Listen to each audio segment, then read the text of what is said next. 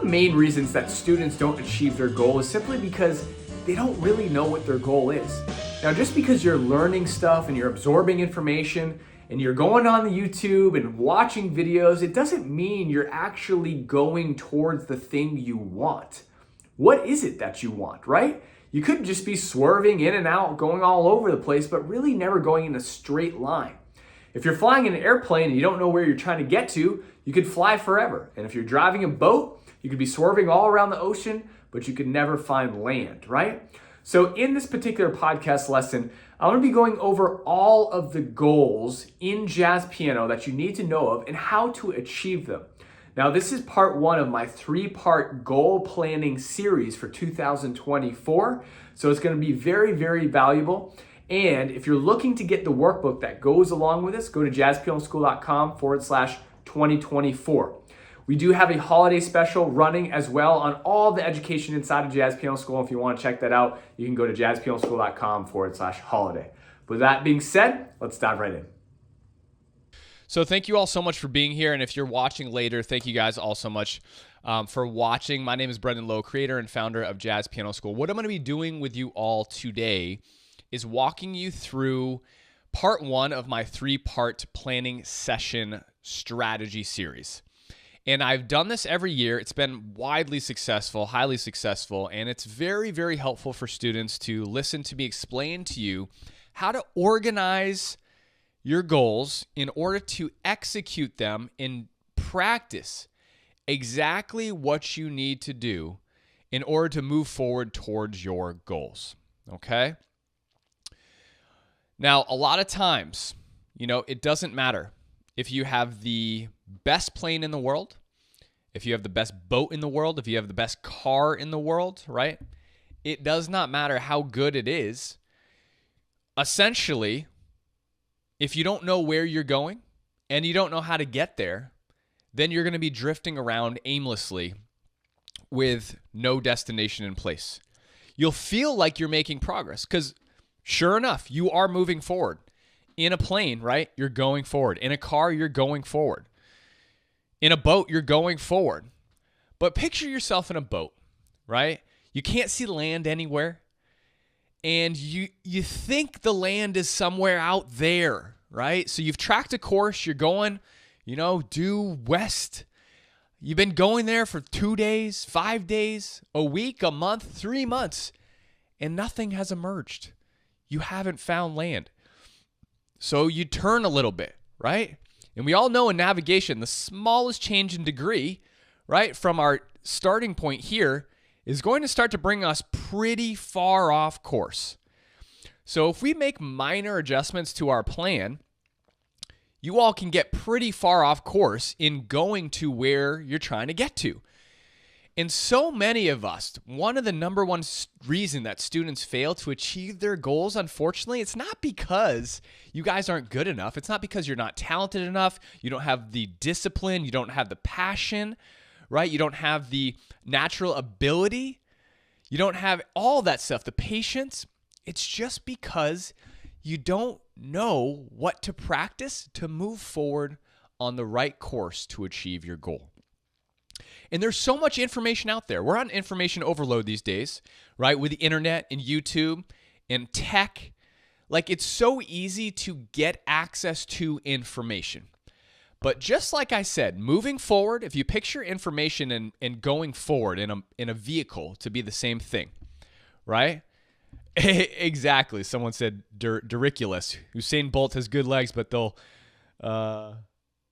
only run him in circles if he's not going anywhere. Exactly, right? So if you picture information and a vehicle as like the same thing, absorbing information is great. You're moving forward. You're definitely learning things and stuff, right? By going on YouTube or checking out different things. And I'd even argue, even when you go on and you actually purchase small courses, like if you purchase small courses on bebop or you purchase small courses on comping or these voicings and stuff like that, right? A lot of students do this, and I'm going to get into why this isn't as helpful as you might think it is. But that's definitely learning. You're making progress, but you still don't have an ultimate goal in mind. Like when I ask you, I'm going to ask you guys a question right now. What is your goal?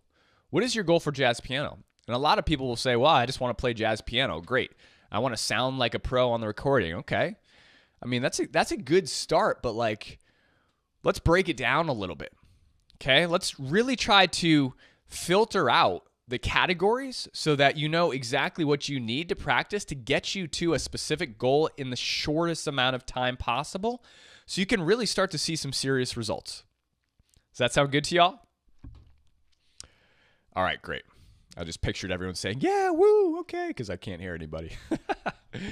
But feel free to use the chat, y'all. I recognize some people here. Franco, Mary, hey, Mary, DuPont, Doriculus. So before I get into this, I want to make sure everyone has the link. I posted a link above. It's a free link to the workbook that I've created. I'm going to be going over this a little bit up front, and then we'll be diving in. And again, this first session is really about explanation of goals. So I'm going to be doing a little bit of playing. Not much, but here and there I'll play and kind of talk about that. But this is really about taking our time today, thinking about our goals, and starting to plan, right? And planning takes patience. We can't just dive in, right? The purpose of this is actually just stop diving in. It's to stop playing for a second. Just stop learning for 1 second, right? Stop going onto YouTube. Stop going into courses. Just stop, right? And think about, what is our goal? What's our number one priority goal that we want to be able to play? And I'm going to help you out with that. But first, like I said, let's get this link. Make sure everyone has the link up top. That's going to be for the workbook that I'm going to be going over. Now, real quick, if you're a member of Jazz Piano School, our holiday special that runs through New Year's all the way to January 10th is officially open. If you're a non-member, you can go there. If you're a member, you can go there as well, because my Accelerator program is open all the way up until January 11th as well. All of those options are available. If you're interested in becoming an Accelerator member or joining the program, that option is there for you to check out. That'll close. We have 13 spots left. That'll close January 10th because it starts January 11th. But even if you want to just pick up a small mini course, absolutely all of the education inside of Jazz Piano School is available. So you can go to jazzpianoschool.com/holiday, jazzpianoschool.com/holiday to check all of that out. Okay, let's dive into this. All right.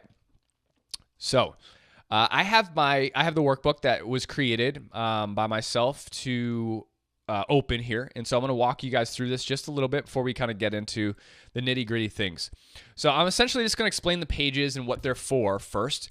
So the first page essentially is going to be your goals. These are broken down into 4 quarters of the year of 2024. What I want you to do is, not yet, okay, but as we walk through this, what you're going to do is put your want goal and your need goal. So these are essentially is like, I want to be able to do X, Y, Z.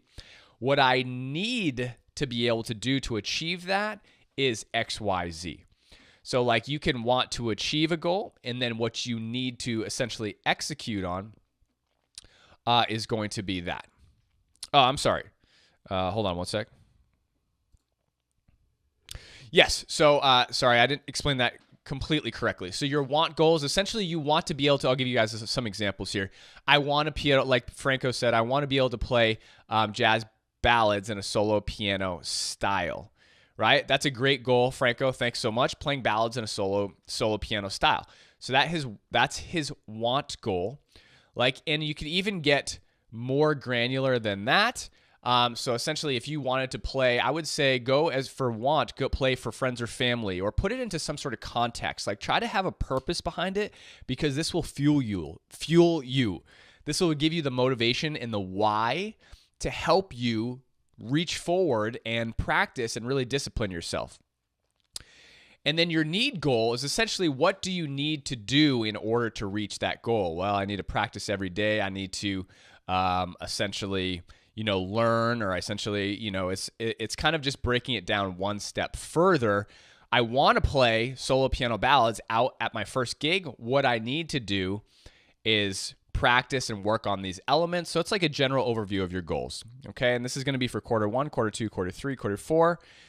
Pretty self-explanatory. I'm going to go to page 3 here. This is going to be for the planning. Now, what I've put here is essentially, categories, major jazz piano categories: voicings, solo piano, repertoire, improv, rhythm, and coordination. Now, all of these things don't really mean, diddly unless you have a purpose behind them, right? And that's why I was talking about your why. Why do you want to learn these things? What is the purpose to learning these things? And that's going to translate back to your goal. Like Franco said, he wants to learn how to play solo piano ballads. Well, Franco, why do you want to learn how to play those ballads? Right? Why do you want to play that? And I would encourage you to write some inspirational things. Well, it makes me feel good to play jazz piano. And I'm happier in life because when I sit down and I'm able to express myself through the music, this makes me happy. That was one of my big goals, because I heard all these albums. I wanted to be able to do it myself. But when I wasn't able to, it was frustrating. It was discouraging. And so really tie it and anchor your goal to a purpose, not just playing piano, like sitting down and playing piano, because music is so much more than that. It's about sharing music. It's about sharing your gift with others. It's about expression, healing, right? Happiness, joy. There's so many emotions tied to it. What is the purpose? Because every time you go to sit down and practice, if you're thinking about these things, you're going to have such a better time practicing and playing than you ever have before, because you know what you're striving for, and this is going to help motivate and inspire you, okay? So we have all these categories here. I'm going to talk more about that in just a second. Now, finally, as I got a little mixed up before, I apologize. The last page is execution. So these are the exact practice exercises or things that you want to be working on in that particular quarter without fail, going full steam ahead on these exercises. Now listen closely, okay? You listening? It doesn't take much to get you to your goal, but it takes depth, focus, and practice and consistency of individual practice exercises that you learn to master. I'll say that one more time. It doesn't take much to get you to your goal. It's actually a pretty simple process, but you need to be willing to discipline yourself and focus on very particular exercises and go deep with those exercises so that you get a strong hold of them. The average student, for exercises that I give them, or if you're a Jazz Piano School member, probably gets a hold of a tool or a concept or an exercise to about 65%. Right? They think they have the exercise down. You think you know it, but do you really know it? And this answer to this question has to be a 200% yes, without hesitation, without fail. And I encourage you to go check out one of my recent podcasts, not the most latest one, but the two before, on assessments. I'm going to be going over some of that today. Assessments on your jazz piano playing, because that particular podcast will let you know whether you know something or whether you don't. And again, don't lie to yourself, right? You're only cheating yourself when you lie to yourself. If you're trying to learn your rootless voicings, if you're trying to improvise and you can't do a certain exercise, it's okay to say, I can't do it. This needs more time, right? And I understand it's hard to kind of sit there and just keep practicing the same thing over and over again. Obviously, take breaks, but don't start to get so far off course. Don't turn the wheel to your boat so far that you forget what you actually need to work on to accomplish your goal. You got to keep hitting the grindstone in the same exact spot, right? How do you bring an oak tree down? You got to hit it in the same spot over and over and over and over and over again. If you're hitting it in different spots, it's not coming down. If you're hitting your practice and your goals in different spots, practicing different things all the time, you're not really going to be making much progress, right? Okay? So, all right. Let's go back to the top now. We're going to start from the beginning here. I'm going to help you guys out. There are 3 goals that I want you to think about, and I've really been harping on this over the past 6 months with my Accelerator members, students, and my mastermind students, and just all the content I've been pushing out to students everywhere that have been watching me and following me, obviously on YouTube, through Jazz Piano School. When you break down your goals into these 3 goals, you're going to experience much more focus and much more success at moving towards them in a quick manner. Goal number 1, the easiest goal is comping. Comping, and why do we comp?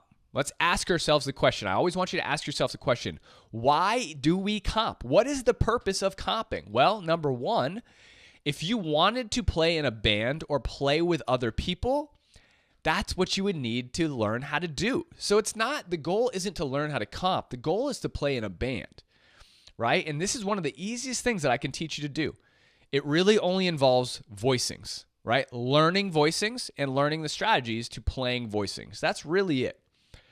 Okay? But your goal is to want to play with other people. And so you need to learn what is your need goal? Your need goal is that you need to learn how to comp. Okay? And then you execute on voicings and the zones that I'm about to teach you here real quick and cover.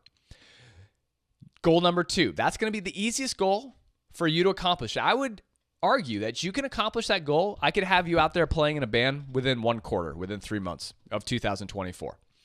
Okay, I get it's hard. There's one major component that's lacking when you are working on your own, and that's discipline. Accountability, not discipline, accountability, right? Because a lot of students, one of the major things that students have said about my Accelerator program is that the accountability is there. They have to submit their video every single week to me. And this is one of the reasons they're making so much progress, because I tell them what to do. They don't have to think about it. They do it. They submit the video. They get better. It's just like clockwork.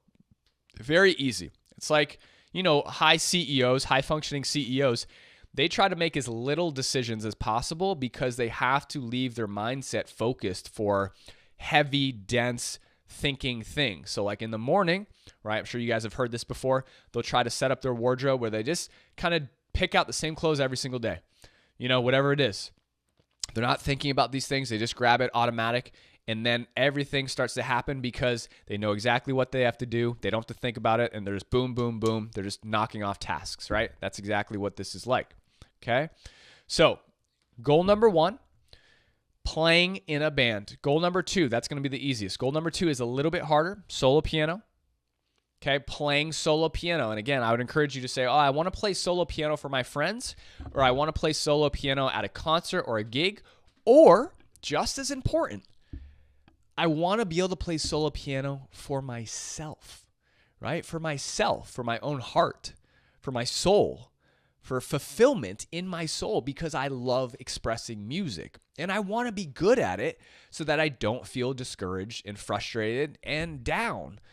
Like I'm not getting down on myself, right? So that's going to be goal number 2, solo piano. A little bit harder, requires a little bit more technique, a little bit more ability. Okay, we need to do a little bit more than learn voicings. We're now responsible for the bass, responsible for harmonies, and now we're also responsible for the melody. So it's a little bit difficult. Goal number 3, finally, the last category, improvisation, right? Everyone wants to learn how to improvise, okay? So if you want to learn how to improvise, we break this into 2 categories. Improvisation is broken down into 2 styles, 2 different types of styles. You need to realize this and understand it, because everything I'm telling you here has a path.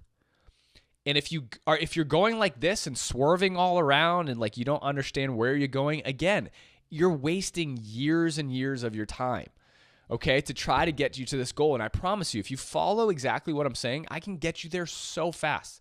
6 months, right? Tops. So 2 categories for improv.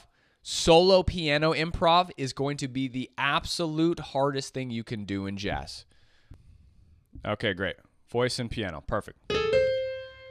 So again, as I was saying, it's a different type of skill set here. Okay, so it's a different goal. Sorry about the delay. It's a huge delay, guys. So like I asked you if you could hear it 30 seconds ago, and then like you're going to see that 30 seconds later. But it requires a different skill set and different path is what my explanation for you all is. So if you're looking to play in a solo piano style and improvise, then don't spend your time like learning a lot of rootless voicings just to be able to play in a band, and vice versa. If you want to improvise in a solo piano style, just learning your left hand rootless voicings, that's not going to be the thing that you want to learn. And so many students, we just don't know what we need to learn to get us truly to our goal. And I understand a lot of you want to just learn everything, right? You just want to learn everything. And that's okay. But when you focus in on moving towards your goal, then essentially you're going to make so much more progress so much faster, okay? So let me go through the goals now a little bit and just tell you about the different types of elements and tools and abilities that you need, all right? I'll get back to the backing track in a little bit, guys, just to play with that. But let's talk about comping for a second. Okay, let's talk about comping for a second.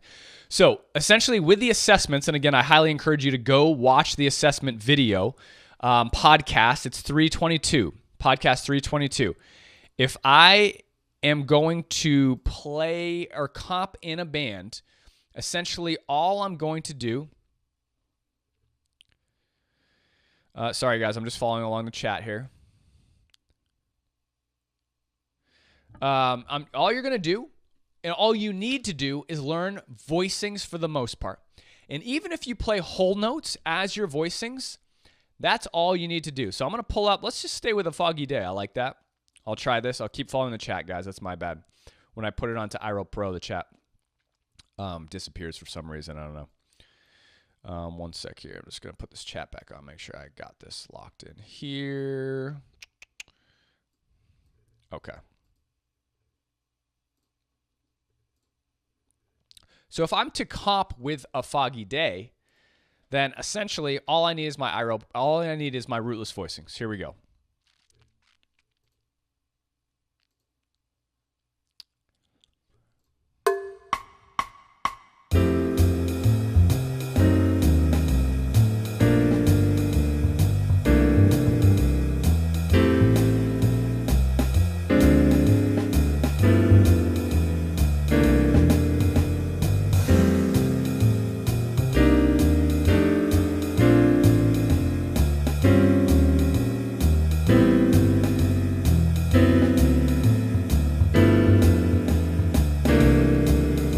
So all I was doing there, rootless voicings. That's it.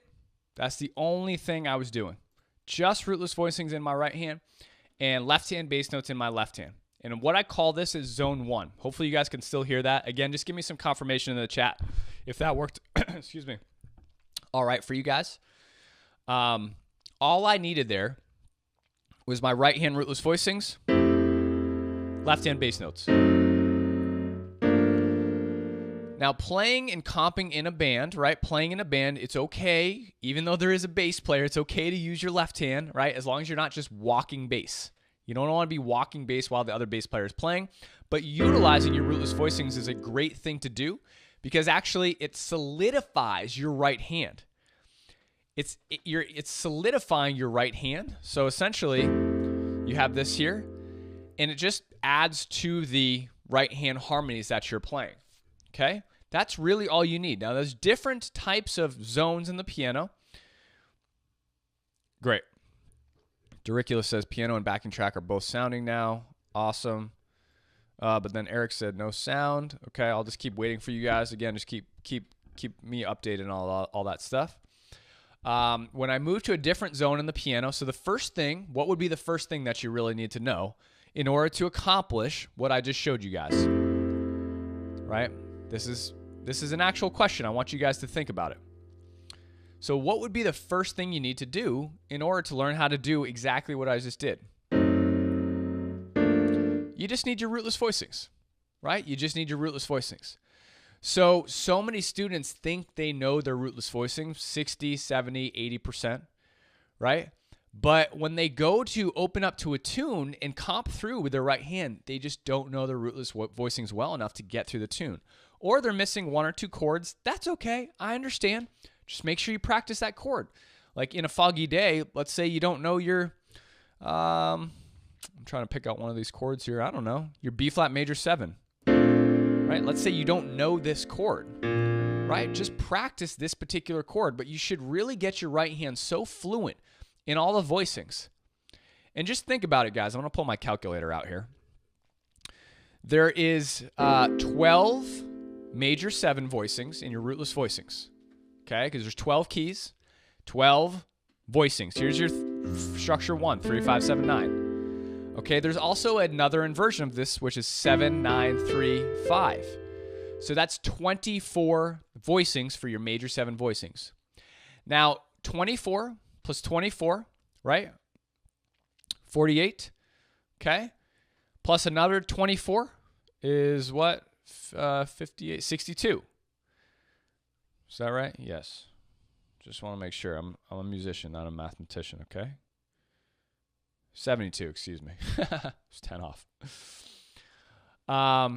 So that's 72 voicings that essentially you need to learn and focus on, right? Now that's your majors. Now I understand that's a lot. That's a lot of voicings, but I want you to think about this.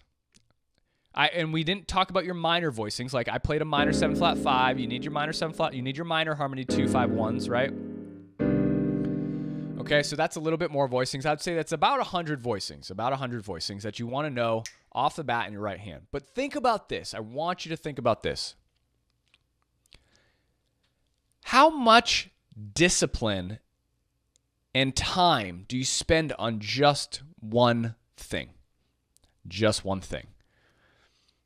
How much discipline and time do you spend learning just one thing? One thing. Just one thing in jazz, right? So I am challenging you and I encourage you in 2024 to go straight to your goal. Rush to your goal, like as fast as you can, right? Think about the boat. If you're just going straight on one path, one direction in your boat, in your plane, in your car, on a highway, right? Without swerving all over the place and doing this constantly, how fast are you going to get to your destination? Pretty fast. But if you're going and switching spots, like, oh, I want to go over here now. Well, I'm practicing improv now. Oh, but this cool Barry Harris video popped up on YouTube. I got to learn these drop 2s now with these passed and diminished chords. Oh, cool. I learned these like magic voicings or these upper structure triads over here. I got to go practice these now. Oh, but there's a super cool transcription over here. I got to learn that, right? Every time you do that and you move back and forth, you're essentially weaving in and out like this, okay? Now, I mean this to be inspiring to you. I'm trying to dig deep to emphasize the power of working on one thing. There's a great book I recommend for you all. It's called The One Thing. The book is literally called The One Thing. It's a great read. I highly recommend it. It's essentially about exactly what I'm talking about. It's about the it's about multitasking and the overhype to multitasking and doing other things, like doing a bunch of things at once. If you just do one thing at a time, just one thing, you're going to make so much more progress, okay? On to, so that would be my first, again, I'm not getting into all the technicals, guys. I'm just talking about building a plan today. Part 2 and part 3 are really going to be about the information that you need to get to the goal. So goal number 1, again, if you want to comp in a band, is just really about learning voicings. Now, this has some overlap into solo piano because when I play solo piano, if I'm playing "I Foggy a Day" again,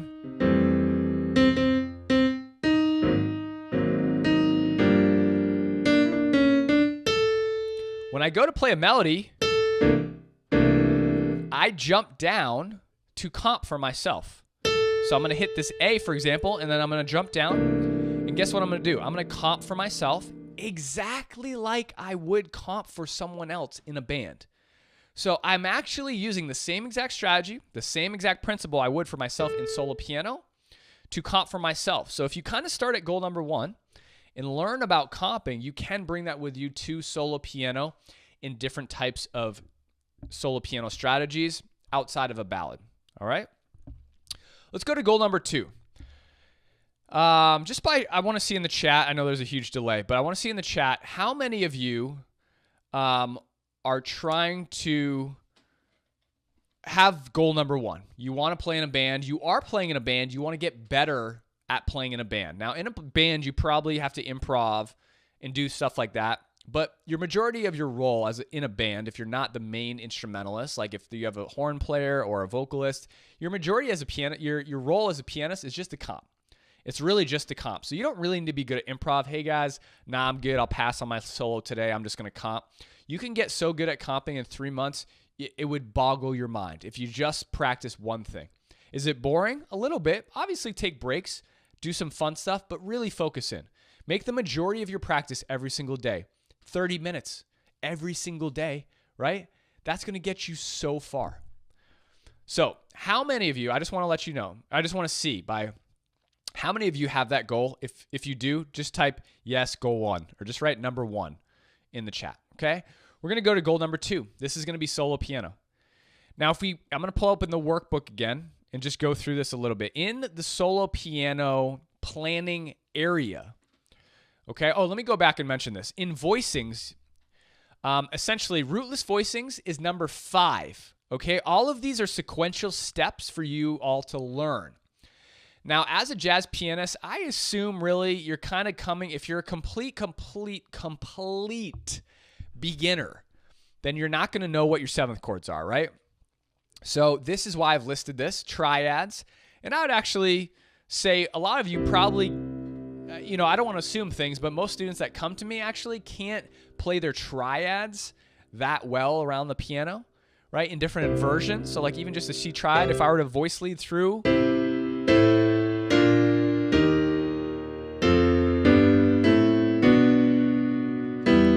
just all triads and all different types of inversions. A lot of students, they start to do this and they're like, oh, wow, I don't really know my triads that well. So I'm not saying you need to start there, but if you're a complete beginner, learning your triads moves into 7th chords, moves into your inversions, which moves into voice leading, which moves into your rootless voicings.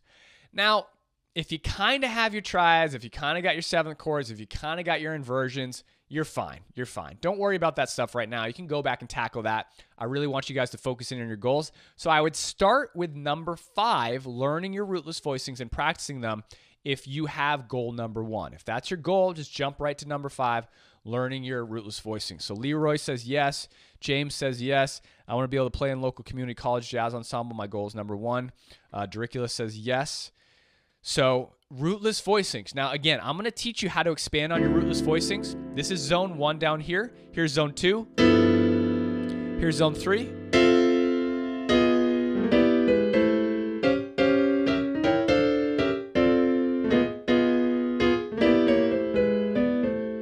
Right? Zone 3 is all drop 2s. Up here.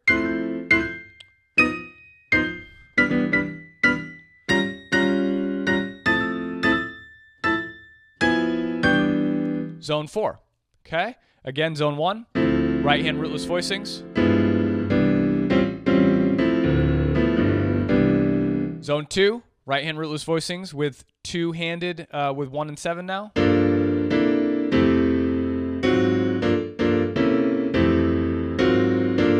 Again, it's simple stuff, and again, I'm rushing through this because that's not what this part is about. Zone 3, drop 2s. Zone 4, octaves, left-hand rootless voicings. So for everyone who has a goal of number 1, okay, these zones in your rootless voicings translate into every single zone. You need your rootless voicings to play in every single zone. Let's go to solo piano.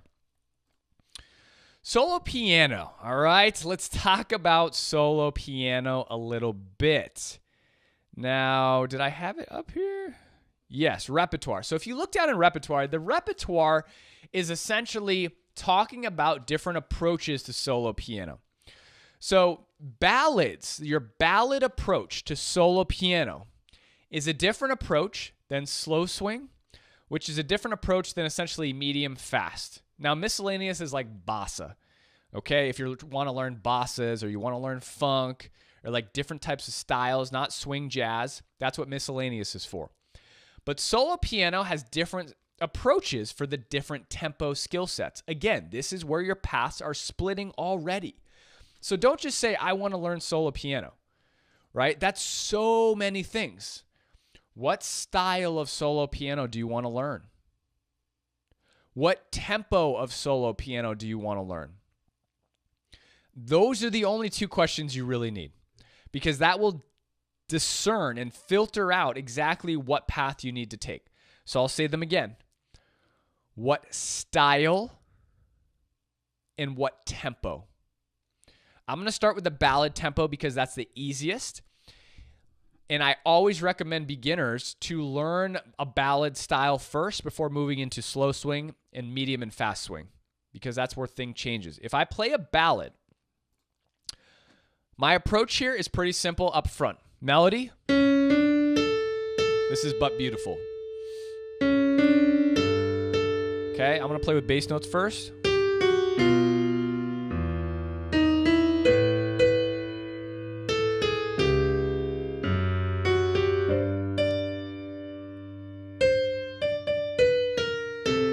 Sorry.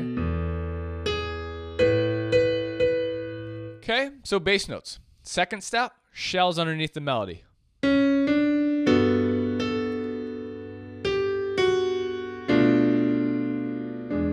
Shells with a bass note when there is no melody. Melody, shells.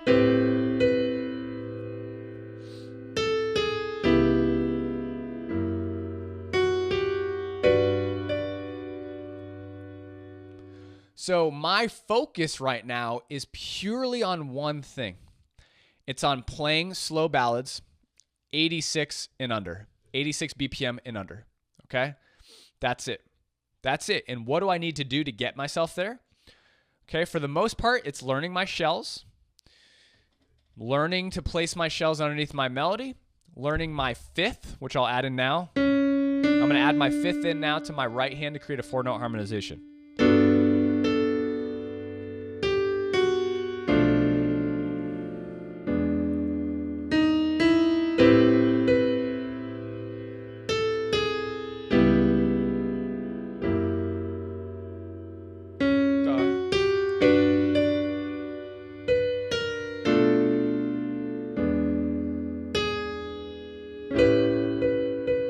So already things are coming together, right? But again, if I'm focused in on learning slow swing, fast swing, bossas, and I'm kind of doing all this other stuff like, oh, I got to get this cool drop 2 voicing in here, or I got to get this reharm in here. Right? All that stuff doesn't really matter. I mean, that's fluff, it's miscellaneous stuff. And I want you all to understand that the 80-20 rule, if you don't know what it is, right? 20% of the stuff you learn in jazz will result in 80% of your progress. And so many of you are focusing on materials and things in jazz that are fun. Yes, they sound cool, but they're literally giving you a sliver, like a sliver of progress, because they're so microscopic in the density of education that they never deliver any tangible forward momentum. Learning like a weird Herbie voicing or a Barry Harris drop 2 harmonization is fun, yes, don't get me wrong. But that's not what jazz is. That's not what leads you to play jazz, right? Or lets you sound good. That's literally like opening up a cabinet in your kitchen of like 120 spices and picking out one tiny spice for a cooking dish that you're making, right? It's just one spice out of thousands that you're adding to the dish. That's it. Is it the meat? Is it the potatoes? Is it the vegetables? No. It's just one tiny spice. It's like if you were cooking with all these different types of spices, but you had no meat and potatoes and vegetables, right? You just have spices. It's like you're just eating spices. That's so weird. It would be terrible, right? So focus in on exactly what you want. Now, if ballads aren't your thing, if you do want to learn the ballads, right, I'm going to teach you the steps to do that. But if you want to learn slow swing,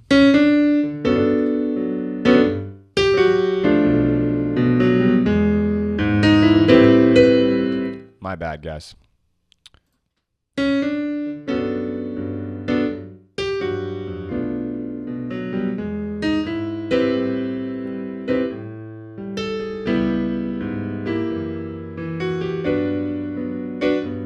Right? If you want to learn more of a slow swing style, that's a different approach. That's a different set of skill sets. It's a different set of exercises. It's a different set of things you need to focus on and be practicing. If you want to learn fast swing,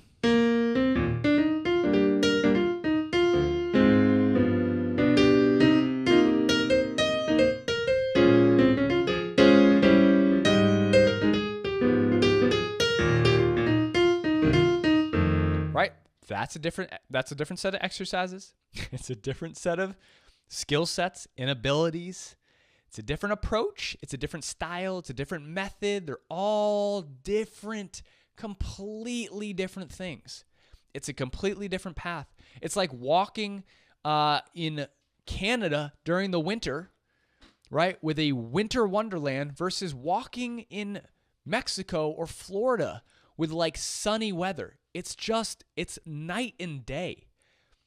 And so many of us are just blanketing the category of education and saying like, oh, I practice a bunch of stuff, right? We need to really separate exactly what our focus is to get to our goal.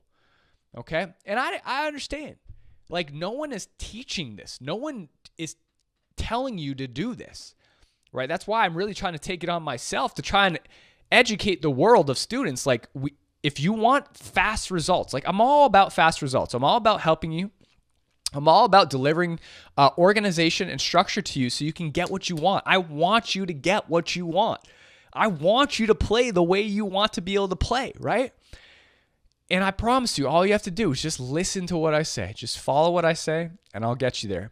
Because all my Accelerator students are absolutely crushing it, right? I have more than a decade of experience of watching, testing my philosophies, my teaching methods, and they're literally proven to work at this point. It's not like I started doing this yesterday, guys, right? I've been doing this for decades, more, crafting my philosophies, crafting my systems, and like watching and experimenting, see what works, see what doesn't. And again, this is like the most diluted information that works every single time as long as you do what I'm telling you to do. Okay? So, again, that's going to be solo piano, focusing on different things. And extensions, stuff like that. I mean, there's steps. I have systematic processes to all this stuff. So for your ballads, right, you got to learn one step at a time. Like if you're trying to go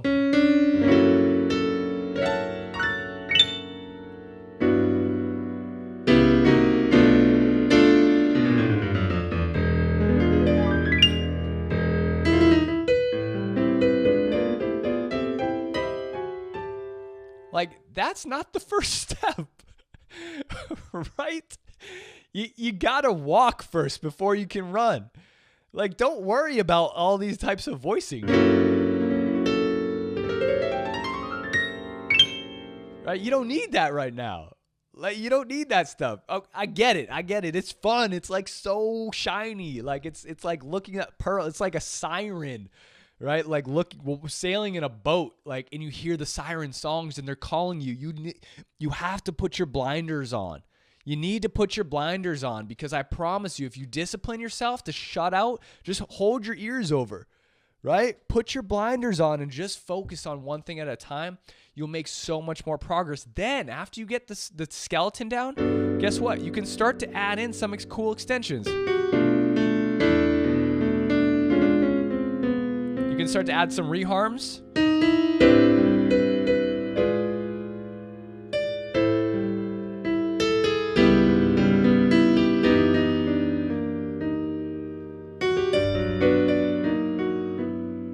And do all this fancy stuff, but later, after, right? Okay. Goal number 3, improvisation. Let's talk about improv, all right? So I have these on the planning workbook. We have the improv planning guide, essentially. I got to update this, actually. I've tweaked this a little bit. If you're a member of Jazz Piano School, go to the improvisation specialty course because it's fantastic. I've gotten great feedback from everyone. Every person that I talk to is like, man, this is the best course you've ever produced. It was actually the most recent course I ever produced too, the improvisation specialty course. If you're not a member, you can pick it up in the holiday discount. Again, jazzpianoschool.com/holiday. We have lifetime member options available, basic, lifetime, accelerator program, or if you just want to buy the improv course. So again, you guys can pick up courses on what your goal is, right? So if you're wanting solo piano, then solo piano. If you're wanting comping, then comping, accompaniment. If you're wanting improv, get the improv specialty course, right? Because I go deep into these systematic processes. Let's talk about improv though, right? To truly get the sound of what you're looking for, you really need, I pick people's improv completely apart. And again, the assessment, open up to a tune, solo with just chord tones. Step number 1, here's a foggy day.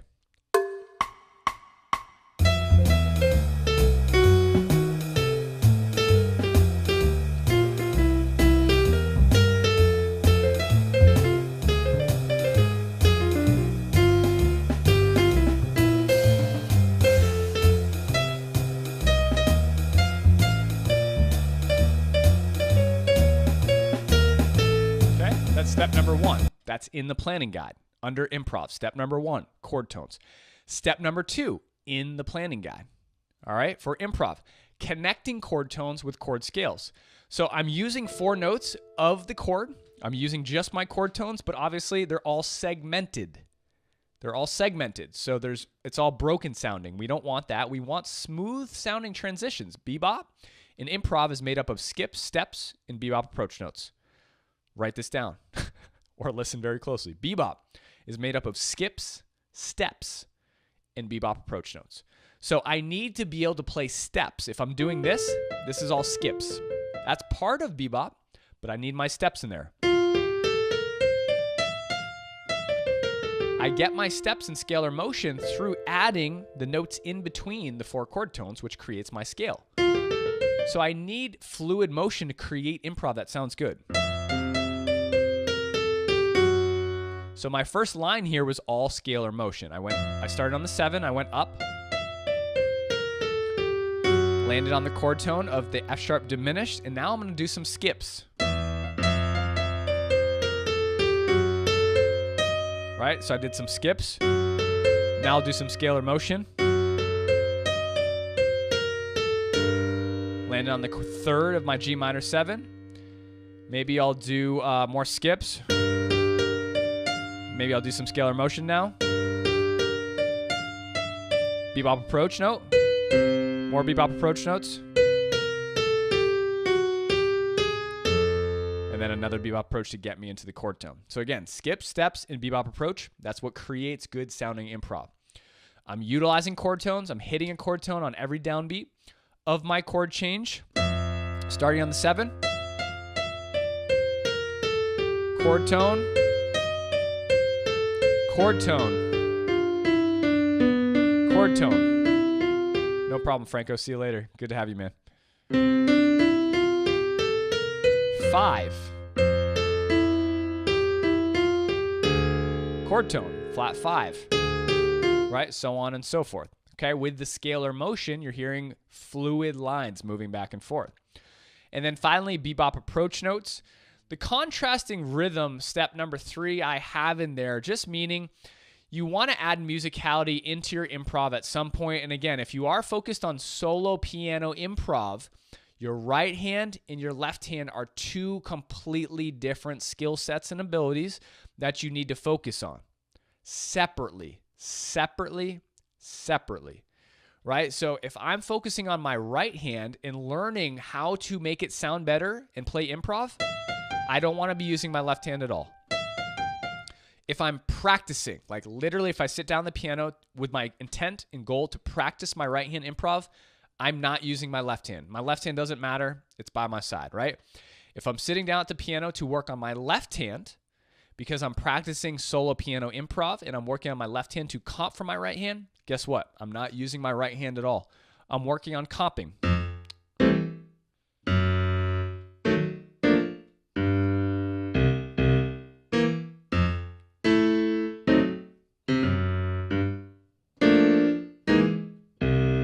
right? So I'm just working on my left hand. Now, again, I haven't given you any exercises or anything like that, but that's all I'm doing. I'm just working on my left hand. Finally, slowly, we start to put individual components together.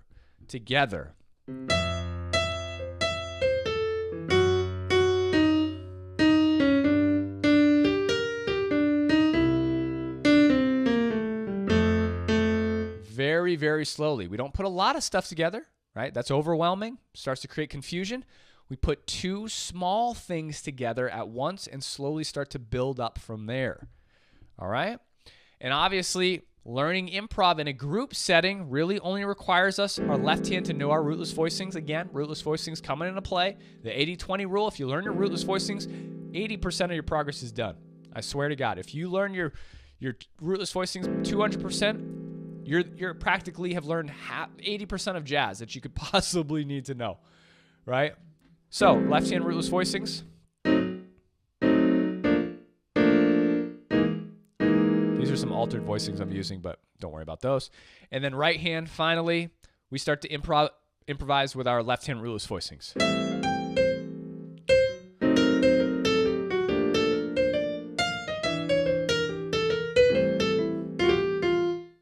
So on and so forth, okay? Again, different skill sets. Our left hand is now focusing on rootless voicings. Our right hand actually hasn't changed much at all. So our right hand path actually stays the same. We still focus on the same thing for our right hand, but it's what our left hand is focusing on for your two goals. Improvising in a band versus improvising in solo piano. Two split goals. All right, well, I hope you guys enjoyed that episode. Don't forget to go to jazzpianoschool.com to check out all of our free, amazing education, all of the free podcasts, blogs. We do have a membership if you're looking to take a next step forward with us, get access to over 1,000 different jazz piano videos, playbooks, mini courses, a main course curriculum, success path, and so much more. If you have any questions, feel free to email us at support@jazzpianoschool.com. I hope you have a wonderful day, and as always, happy practicing.